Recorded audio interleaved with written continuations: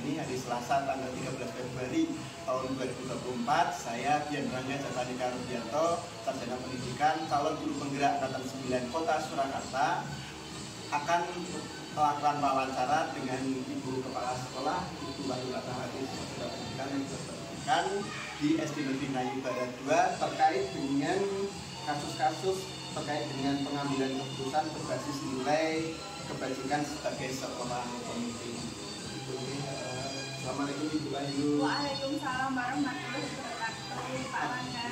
Bagaimana Bu kabarnya Ibu? Alhamdulillah sehat. Pak Rangga bagaimana? Alhamdulillah sehat Bu. Ini Bu, izin saya melakukan sebuah wawancara terkait dengan pengambilan keputusan berbasis nilai-nilai kebajikan sebagai seorang pemimpin. Boleh. Boleh begitu.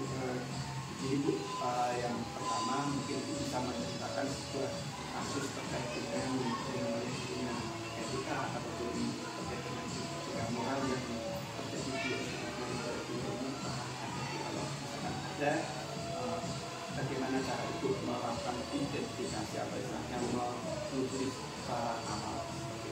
Oh iya, terima kasih Pak Rangga. Alhamdulillah saya sejak 2022 di SD Negeri Ngayu Barat 2 terkait dengan kasus dilema etika, kemudian rujukan moral itu tentu banyak sekali ya, terkait kasus murid, guru, tenaga pendidikan dan lain sebagainya. Ini berarti saya memberikan contoh satu. Oke, baik.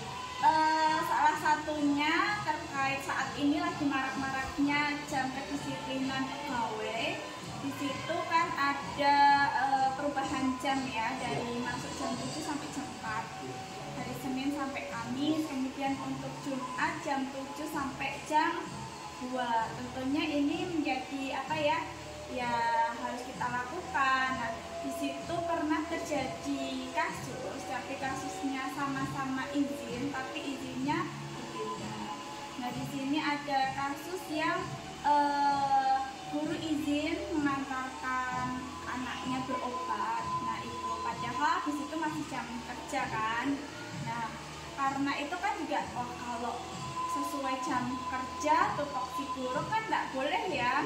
Tapi kalau dengan kasihan juga dia harus mengantarkan anak. Nah, itu bagaimana seorang kepala sekolah mensikapinya?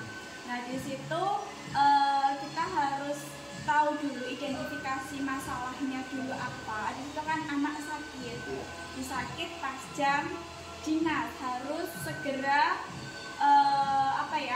mengobatkan si anak tersebut, dan di rumah tidak ada seorang pun yang bisa mengendarai sepeda motor untuk mengantarkan. Nah, di situ memang kalau sesuai tupoksi memang harus jam dinas. Tapi kalau untuk mensikapi kasus tersebut, kita lihat urgensi dulu, mana yang urgen, kemudian kepentingannya itu merugikan banyak hal tidak, dan alhamdulillah di situ saya putuskan boleh izin, di mana si guru tersebut dengan konsekuensi kelas tersebut ada materi yang diajarkan dan ada pihak guru piket yang menunggu. Jadi dipastikan anak yang ditinggalkan itu aman ya. Kemudian dan guru bisa izin mengantarkan anaknya berobat. Setelah itu beliaunya kembali lagi ke sekolah. Nah, seperti itu. Kalau kita sesuai aturan memang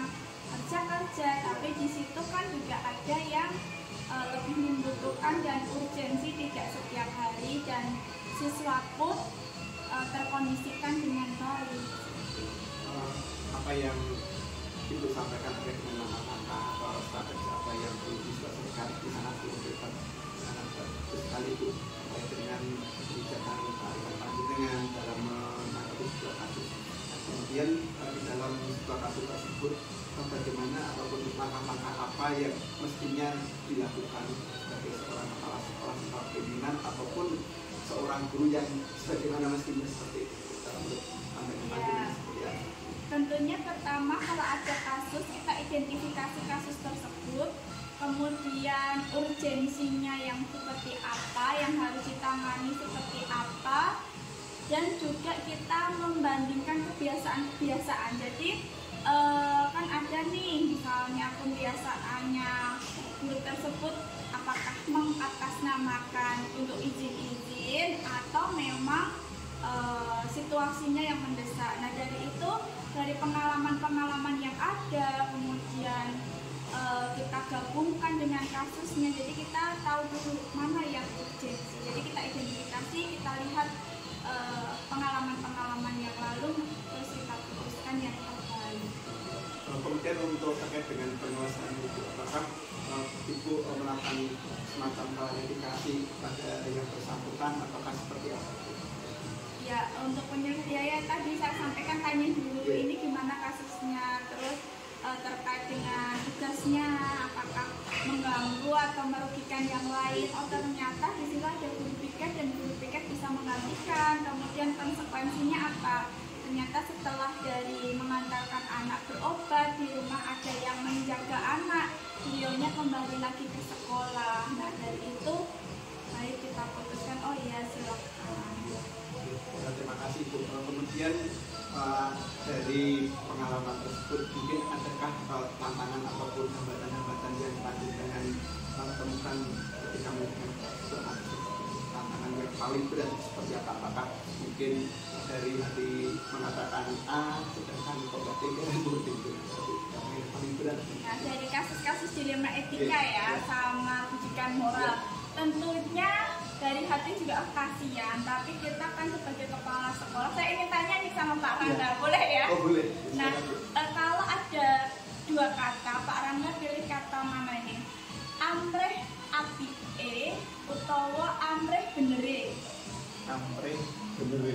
Nah, kenapa kok memilih kata amreh benere? Ya, karena kita kalau misalkan melakukan suatu tindakan harus berdasarkan apa? Berdasarkan aturan yang ada, benar atau salah, kita tetap harus menggunakan yang namanya aspek. Walaupun itu nggak baik nanti, Iya. Gimana itu nanti menyikapinya? Kalau misalkan nggak baik ya kita sebagai seorang anak atau seorang guru, ya kita harus maksimal mungkin merubah sikap atau perilaku kita yang mana sikap tersebut bisa memberikan dampak. Ya berarti yang saya tangkap ada dua kata, amrih apike dan amrih benere. Pak Rangga memilih amrih benere karena sesuai prosedur kita ya. Ya betul. Kalau saya boleh menilai ini langsung lulus aja kesimpulannya. Karena sudah bisa itu ya, langsung memutuskan amrih benere. Betul Pak Rangga. Meskipun apike kebiasaan koyo ini ya, seperti ini, yang dulu seperti ini, tapi itu nggak benar ya, kita harus sebagai pemimpin membenarkan seperti ini loh yang benar, kita di sini ada aturannya dan lain sebagainya. Ya. Dan kemudian Ibu, ketika Ibu mendengar satu kasus, apakah perlu mendapatkan istilahnya saran atau masukan dari orang lain? Kemudian apakah juga melakukan satu pendekatan tertentu agar kasus-kasusnya seorang itu tidak mengganggu ternyata itu? Ya tentu pertama kita identifikasi kasusnya dulu, apakah kita butuh bantuan orang lain untuk sharing. Tentunya kalau kita sharing tidak harus kita menganut kasus ya, kita punya kasus ya, tapi kita bisa sharing dengan apa ya, kayak pendidikan saat ini bagaimana, terus apa sih yang viral di guru sekarang, itu kita saling sharing karena kita punya komunitas, punya circle untuk membahas itu. Kemudian kita juga sharing dengan pengawas sekolah, kepala sekolah senior, bahkan guru senior, orang tua. Jadi banyak hal untuk kita belajar gitu. Ada dari TikTok juga ya, apa itu ya, media sosial, banyak sekali kita belajar. Nah untuk kapan dan apakah ada jadwalnya, kita lihat kasusnya dulu. Kasusnya urgensi harus segera atau kita butuh kayak diskusi semuanya. Kalau butuh diskusi ya kita jadwalkan kapan kita rapat, kita membahas kasus ini, kita pecahkan bersama. Tapi kalau kasusnya itu harus segera dan tertangani ya udah saat itu. Tapi kalau misalnya kasusnya kita butuh bukti, maka kita lihat dulu ini gimana sih, bener enggak. Nah itu baru kita berbasis bukti. Jadi menanganinya tidak kamu seperti ini loh, tapi kita punya bukti dulu baru konfirmasi. Kemudian apakah kasus-kasus yang sudah ada di SD Negeri pada 2 ini kalau menurut Ibu ya, secara dilihat ya, dari angka 0 sampai 100 bagaimana Ibu? Apakah sudah selesai clear 100 apakah ada beberapa hal yang masih mengganjal? Kasus apa dulu ini? Terkait dengan dilema etika yang ada di SD Negeri pada 2 secara umum. Oh, secara umum kasusnya ini ya 85%, kalau 100% belum ya, karena masih kita kayak berbenah seperti itu. Apakah ini dilema etika atau memang kita bisa membenahi dan lain sebagainya? Ya ini saat ini 85%. 85%. Ya, gitu ya, sampai beli gitu ya. Dan terakhir pertanyaan tahun ini kasih Ibu dari kasus yang sudah terjadi, apa pembelajaran atau apa hikmah yang bisa panjenengan ambil sebagai seorang pemimpin? Ya, hikmah yang diambil, setiap kasus memiliki karakteristik yang unik. Sama-sama kasusnya tapi pemecahannya berbeda, dan kita sebagai pemimpin itu harus terus belajar dari pengalaman-pengalaman, karena pengalaman itu memang luar biasa berharganya. Kemudian kita semua kan punya masalah ya, punya kasus. Itu kita punya Allah, jadi apapun kasusnya insya Allah akan ada pemecah masalahnya, kita serahkan pada Allah. Pokoknya berpegangnya pada itu ya. Terakhir itu mungkin ada khusus tersendiri bagi teman-teman calon guru penggerak terkait dengan bagaimana cara pemeriksaan terkait dengan etika ataupun dengan moral. Oh ya, terima kasih kepada guru penggerak seluruh Indonesia. Teruslah belajar, teruslah mencoba, jangan takut salah, karena salah itu menjadikan kita lebih baik untuk belajar dan belajar. Bergerak, tergerak, menggerakkan. Terima kasih Bu atas waktu yang diberikan atas wawancaranya. Semoga silaturahmi kita, semoga apa yang panjenengan sampaikan bisa bermanfaat bagi saya pribadi maupun teman-teman yang lain, dan semoga Allah yang membalas kebaikan dan itu. Amin. Sukses Pak Rangga. Terima kasih.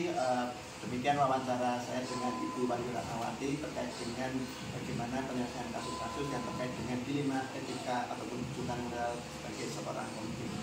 Assalamualaikum warahmatullahi wabarakatuh. Guru penggerak, tergerak, bergerak, menggerakkan.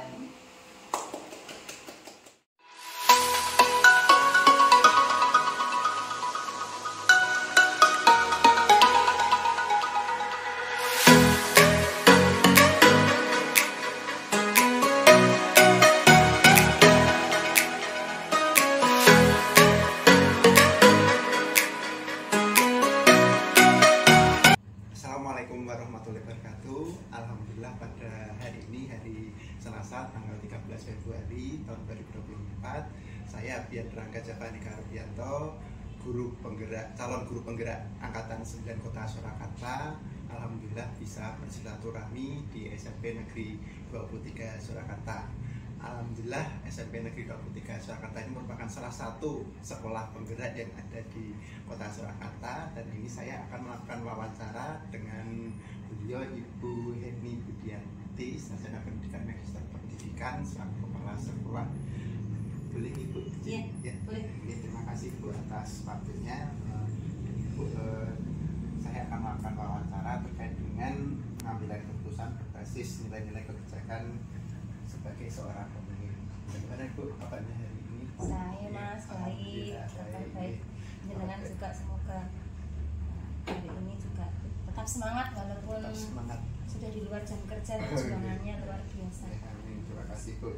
Nah, begini Bu, terkait dengan pengambilan suatu keputusan tentu saja di institusi ataupun lembaga pendidikan itu kan pasti ada sebuah permasalahan-permasalahan yang berkaitan dengan yang namanya dilema etika atau bujukan moral. Mungkin Ibu bisa menceritakan sedikit pengalaman ataupun sebuah kasus yang terjadi di SMP Negeri 23 Surakarta. Ya, untuk hal ini ya, karena terima kasih ya Mas, karena bagaimanapun ini adalah juga termasuk kesempatan saya untuk mengungkapkan apa yang saya pikirkan dan saya lakukan selama ini.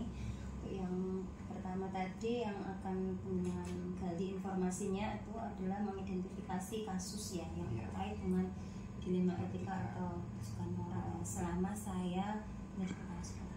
Jadi saya di SMP 23 baru 3 tahun menjalani tugas sebagai kepala sekolah, sehingga masih banyak yang harus saya pelajari karena menjadi kepala sekolah itu nggak ada sekolahnya. Adanya pelatihannya juga ternyata tidak bisa mengcover kita untuk bisa mendapatkan solusi dari setiap permasalahan yang terjadi.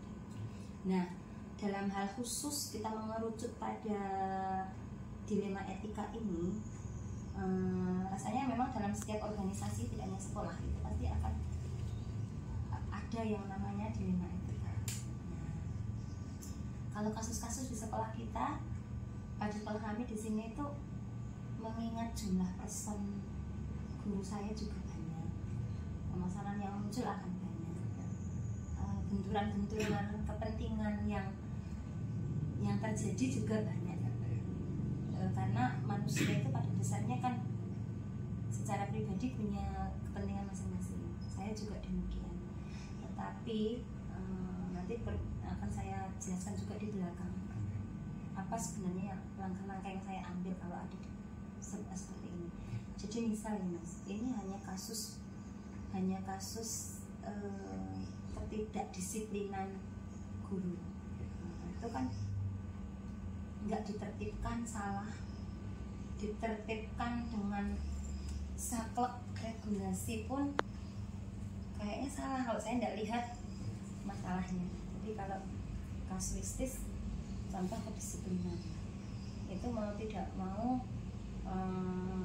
setiap hari pasti ada guru terlambat, sudah ada di sekolah tapi tidak masuk kelas, sudah masuk kelas tapi ternyata aktivitas kelasnya tidak sesuai dengan yang seharusnya jadi guru, meninggalkan jam kerja tanpa pemberitahuan, atau melakukan hal-hal yang sifatnya tabu bagi dunia pendidikan seperti kekerasan fisik maupun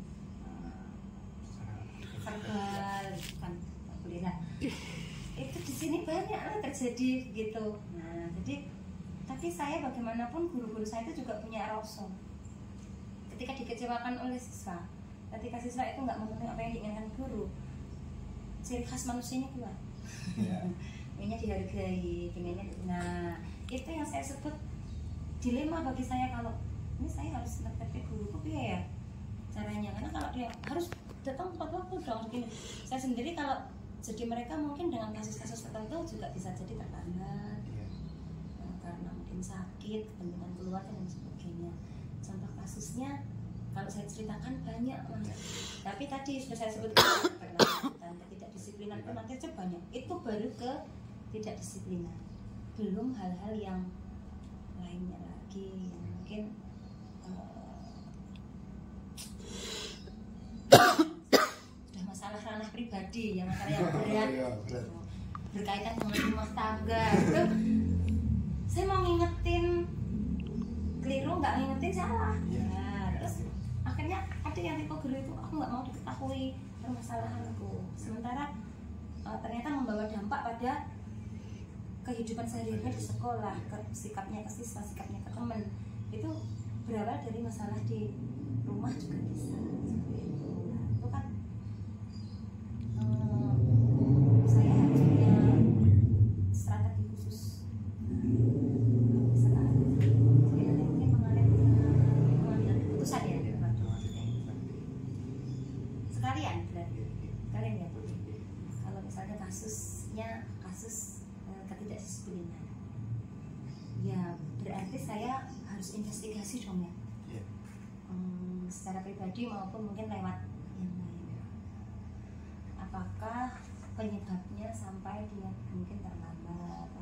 Nah itu nanti dipelajarinya juga, tidak kemudian satu kali melakukan langsung saya anggap itu watak. Nah, biasanya kita belajarnya itu kan dari berapa kali itu terjadi.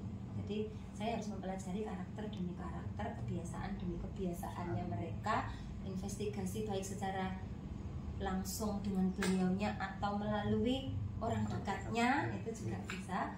Baru nanti saya harus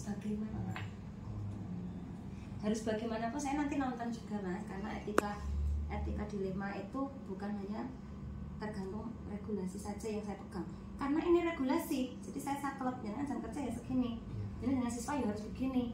Nggak boleh loh guru melakukan tindak kekerasan dengan siswa walaupun psikis maupun verbal, fisiknya menyentuh dan sebagainya. Kalau saya pegang saklek gitu tidak bisa. Sementara saya berhadapan dengan guru yang juga pendek-pendek saya, yang juga secara usia, walaupun saya kepala sekolah, saya atasannya, tapi mereka usianya jauh lebih senior dari saya, sehingga saya harus, itu yang namanya saya merasa ada bujukan-bujukan moral yang harus saya terapkan ini sebagai kepala sekolah. Saya ngomong mereka yang usianya 40 tahun ke atas bagaimana, saya ngomong menegur, mengajak mudoroso dengan mereka yang di atas 50 bagaimana, mereka yang jiwanya itu sudah mungkin bosan dengan tugasnya sebagai guru, aku purna ya, itu beda. Akhirnya pengambilan keputusan saya juga nanti akan berdasarkan dengan berbagai pertimbangan. Kemudian apakah di dalam pengambilan keputusan ini ada istilahnya apa ya, dorongan ataupun bisikan dari faktor-faktor yang lain, misalkan ada faktor eksternal, misalkan dari rekan yang lain atau mungkin dari pengawas ataupun yang lain seperti itu. Ya, jadi itu karena ini kita lihat dulu intensitas masalahnya. Jadi mengambil keputusan, kemudian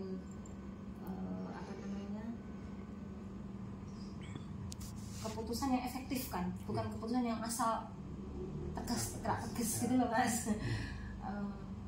Saya tentu harus selama ini harus karena saya tipologi mungkin tidak introvert ya Mas orangnya, apalagi saya tipologinya itu ekstrovert. Jadi saya kalau ada permasalahan mesti saya perlu diskusi dengan orang lain. Nah diskusi itu saya juga harus milih. Kalau hanya intensitasnya kayak gini ya saya cukup ngomongnya sama siapa ngobrol. Tapi kalau sudah masalahnya serius ya konsultasinya mungkin bisa dengan dinas pendidikan, melibatkan pengawas dulu gitu. Kalau kira-kira nggak perlu ke pengawas, saya bisa dengan sekedar dengan teman-teman senior di sini. Saya bisa anggap Pak ini, Bu ini itu secara kedewasaan mereka bisa membantu saya menimbang-nimbang sebuah masalah.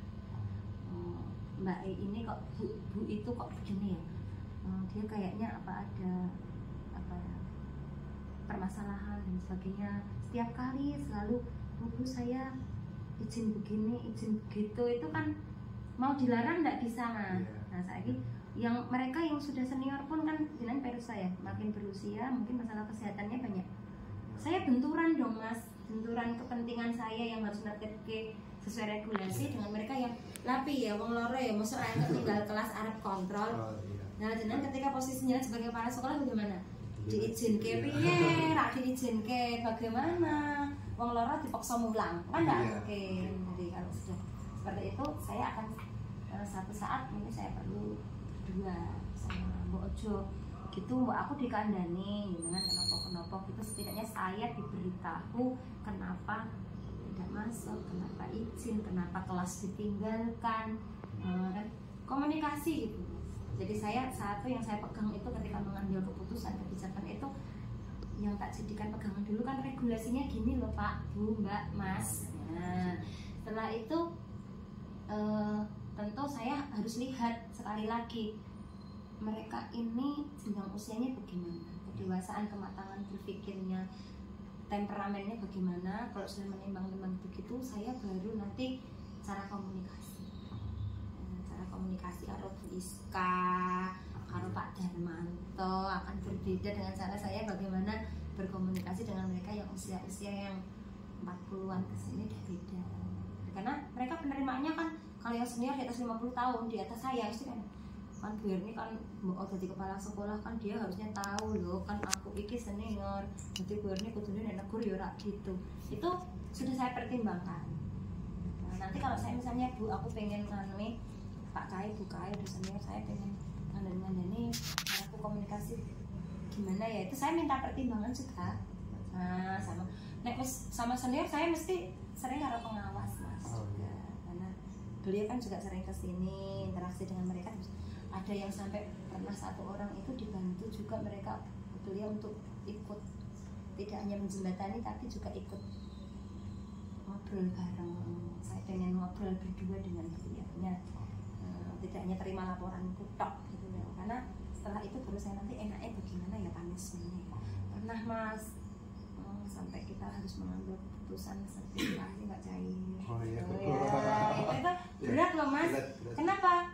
Bujukan moral, dilema etika, bagaimana nanti dengan ekonominya ya kalau sampai kita.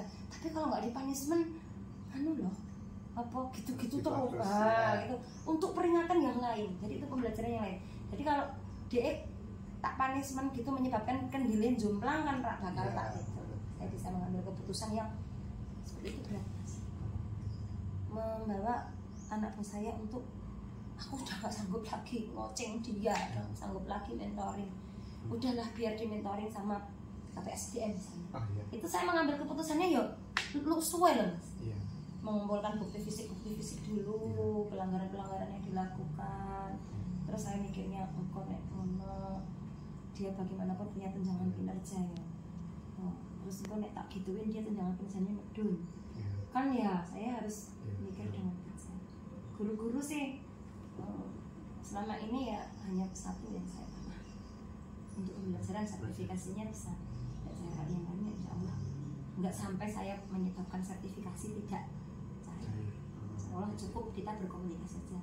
Tolong begini, tolong begitu. Nggak lupa kata tolong, maaf dan terima kasih, itu yang kita harus pakai.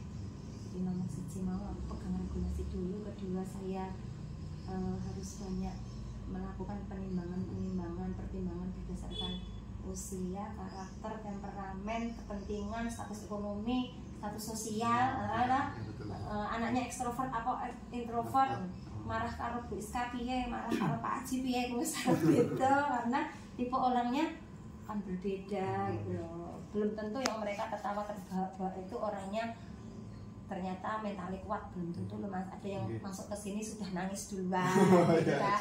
Ada yang belum dipanggil wis krasa karo gitu. Itu dari itu bergaul dengan mereka 1 tahun 2 tahun saya jadi bisa mempelajari gimana cara menghadapi hal-hal itu. Oh kayaknya dia kalau diberi penjelasan malah rak popok dia kayak modelnya gitu. Ada yang dikasih penjelasan marah, dikasih penjelasan Pak saya bagaimanapun pegang regulasi dulu ya. Tahu nggak kenapa saya bersikap kayak gini? Karena ketentuannya begini. Nah sekarang jenengan tak jadi, tapi jadi kadang-kadang pengambilan keputusan tidak harus pribadi saya Pak Mas. Jadi pribadi mereka jenengan maunya gimana? Kalau ini jenengan kan begini ya, nggak disiplin seperti ini. Jenengan saat ini pengen apa? Nah gitu aja. Jadi coba ini aku rak cocok. Ayo kita carikan yang win solusinya. Gitu. Kalau jika direfleksi ya dari kasus-kasus yang sudah terjadi atau kasus yang panjenengan hadapi, kalau dinilai dari rentang angka 0 sampai 100 ya Bu ya, ini kira-kira panjenengan memberikan nilai angka berapa terkait dengan mungkin kinerja panjenengan menyelesaikan kasus-kasus dilema seperti itu Bu. Dan mungkin kalau nilai diri sendiri kok angel ya. Iya Mas. Dalam beberapa kasus saya merasa berhasil mencapai apa yang saya inginkan dari apa yang saya lakukan kepada teman-teman. Itu ada yang bisa sampai 90%, ada yang sampai sekarang tidak terpecahkan. Oh ada ya Bu ya? Ada. Karena saya harus masih mempelajari karakternya seperti apa, paling pas didekati pendekatan yang bagaimana. Karena guru saya kan juga ada baru lagi, otomatis ada karakter baru, ada kebiasaan baru lagi yang saya pelajari. Kalau rata-rata skala saya juga merasa kalau versi saya berhasil membuat guru saya ini jadi begini. Oh dia ternyata sekarang dengan saya, dengan kita mengambil kesepakatan bersama tadi, dia bisa menjalankan tugasnya dengan lebih baik lagi. Mungkin 75%. 75% lah, karena mungkin bagi mereka terpaksa mas. Ketika saya mengambil keputusan, saya ikut gini ya, dia terpaksa, maka keterpaksaan tidak saya buat scoring karena melaksanakannya dengan terpaksa dulu. Nah barangkali segitulah, saya belum bisa mengklaim diri saya bisa melakukan yang terbaik mas. Bagi saya terbaik, saya nggak tahu dalam hatinya guru-guru saya bagaimana. Jangan-jangan dia itu tidak taat dengan regulasinya tapi takut sama saya. Nah, bisa jadi begitu ya, segen sama saya. Tapi kadang-kadang mendingan segen sama saya daripada dia nggak takut sama regulasi. Dia hanya segen sama saya, nggak takut sama regulasi. Begitu Bu Erni nggak di SMP 23, muncul penyakit yang asli. Nah kalau saya tuh pengennya menanamkan regulasinya begini. Kalau saya besok nggak di sini, karakter itu masih mengakar. Ya, nek mau karena segen karo Bu Erni, kok begitu kepala sekolahnya nggak saya, mau. Kemudian begini Bu, terkait dengan kasus-kasus yang ada di SMP 23 ini, apakah mungkin dari pihak luar dalam hal ini, mungkin dari media massa atau mungkin dari pihak-pihak lain itu juga mengetahui Bu, dari keluarganya, oh ini ada kasus seperti ini Bu? Kalau media massa, SMP 23 itu beberapa tahun ini nggak masuk ulas sama sekali. Alhamdulillah. Ya, Dinas Pendidikan itu kan memantau kita ya. Belum pernah Dinas Pendidikan menghubungi saya terkait dengan laporan-laporan dari wali murid ataupun masyarakat mengenai aktivitas kami di SMP 23. Mulai dari pembiayaan sampai dengan kegiatan mungkin tidak ada. Ada itu 3 tahun yang lalu, tapi tidak terkait dengan siswa. Tapi itu sudah 3 tahun yang lalu. Tapi sampai tahun ini dan kemarin evaluasinya dari Dinas Pendidikan, kami nggak ada satupun masuk ulas ulang dari pendidikan. Tapi untuk laporan masyarakat, hal-hal yang lain ada dong mas. Saya saja sudah pernah kesini Polres Serse kesini yang nggak semua guru saya nggak tahu, hanya saya yang tahu. Waktu itu saya diamnya, setelah kasusnya selesai baru saya ceritakan.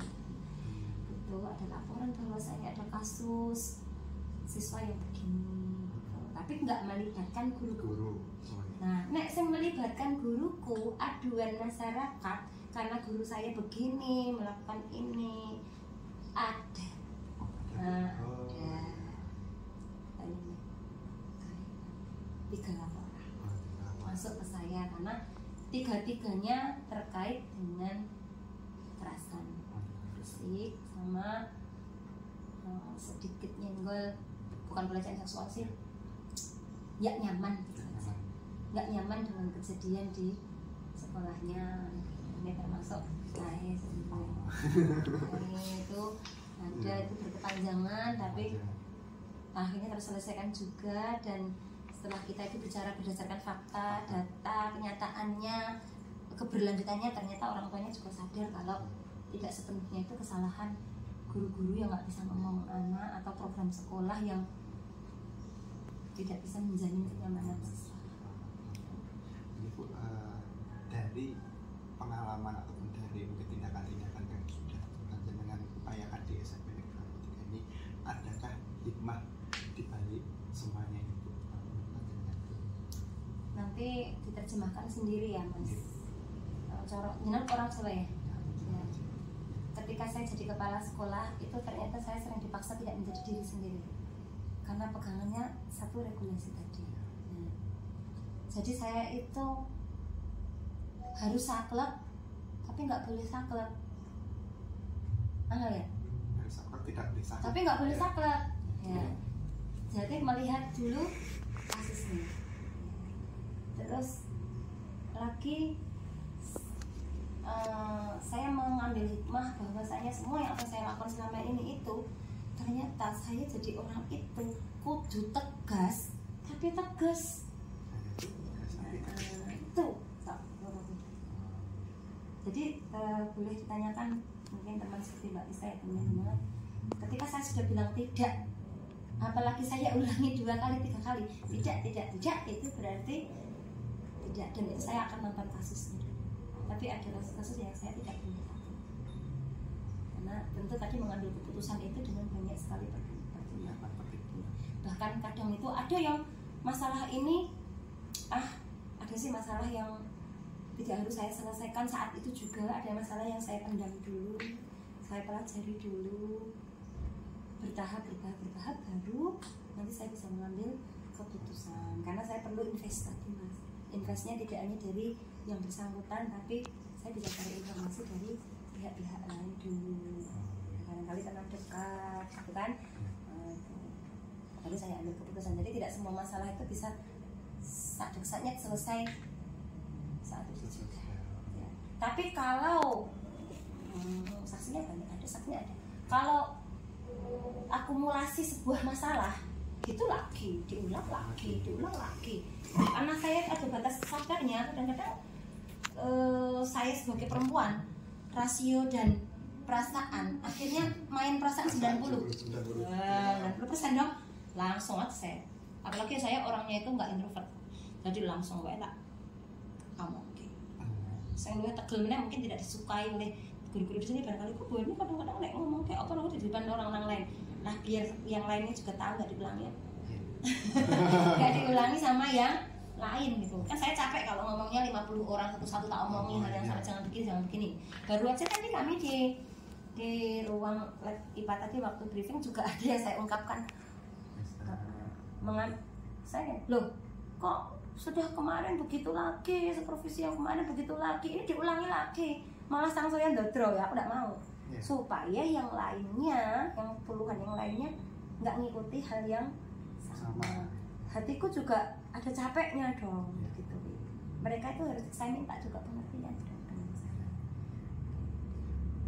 Dan terakhir Bu, mungkin ini untuk kata penutup atau terakhir bagi teman-teman calon guru penggerak, bagaimana pengambilan keputusan yang tepat menurut versi panjenengan seperti apa? Mengambil keputusan yang tepat versi saya, nggak tepat bagi orang lain. Ini dalam hal pengambilan keputusan dengan subjek dan objek masalah yang beda, ya kan? Subjeknya berbeda, objek masalahnya berbeda, subjek yang melakukan berbeda. Saya sekali lagi butuh memegang berbagai sisi ya mas, berbagai istilahnya nek contoh untuk nganggo bahasa ilmiah, ada paradigma yang harus saya ikuti ya mas. Ada paradigma yang kaitannya dengan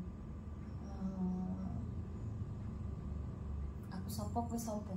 Nah itu apa ya? Angel mas. Mengambil keputusan tapi kita menimbang-nimbang subjek atau menimbang subjeknya. Saya kembali ke 3 hal tadi saja mas. Saya tahu regulasinya, saya tahu bagaimana melakukan pendekatan yang tepat, karena setiap person nanti, setiap subjek dan objek masalah berbeda. Itu yang ketiga tadi yang cara komunikasi. Jadi ada 3 kunci tadi. Yang pertama adalah regulasi, kemudian yang kedua pendekatan. Pegangan saya adalah aturan regulasi yang sudah ditetapkan. Yang kedua adalah pendekatan yang saya lakukan. Dan yang terakhir adalah saya bagaimana nanti melakukan komunikasi dengan subjek yang berbeda, dengan objek masalah yang berbeda. Tapi insya Allah semuanya yang namanya suatu masalah itu kan pasti akan selesai, tinggal kita menunggu momentum atau waktu yang tepat seperti itu. Ibu, terima kasih atas waktunya. Terima kasih saya sebagai seorang guru ini belajar dengan panjenengan. Semoga ini menjadi amal jariah panjenengan. Terima kasih atas waktunya. Wassalamualaikum warahmatullahi wabarakatuh. Waalaikumsalam warahmatullahi wabarakatuh. Terima kasih. kasih ya Mas ya. Jadi saya juga tergugah untuk makin memperbaiki diri.